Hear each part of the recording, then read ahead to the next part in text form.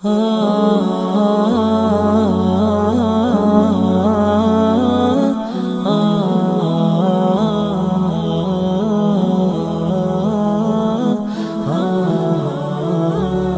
بھائی یہ ایمان یقین کی طاقت، یہی آپ نے کے ساتھ جانا ہے۔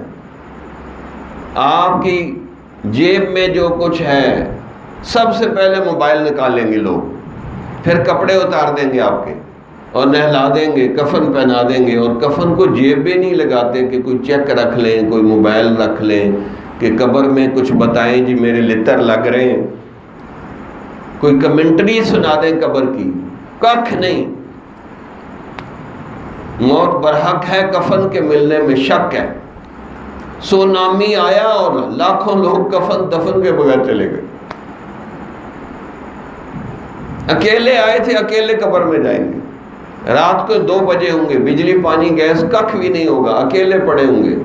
اگر سانپ بچھو نکل آئے چیخیں گے، چلائیں گے، کوئی آپ کی دلجوئی کرنے والا بھی نہیں ہوگا۔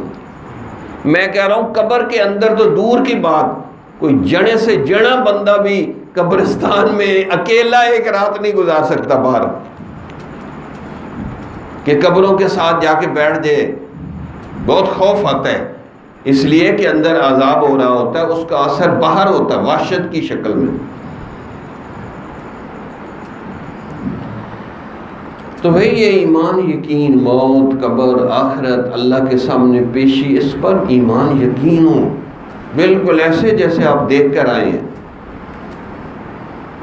جب اتنا یقین ہوگا تو آپ تھوڑی سی پھر اپنی رخ کو بدلیں گے۔ جمال الوجود بذكر الإله وتصفو الحياة بنور هداه، جمال الوجود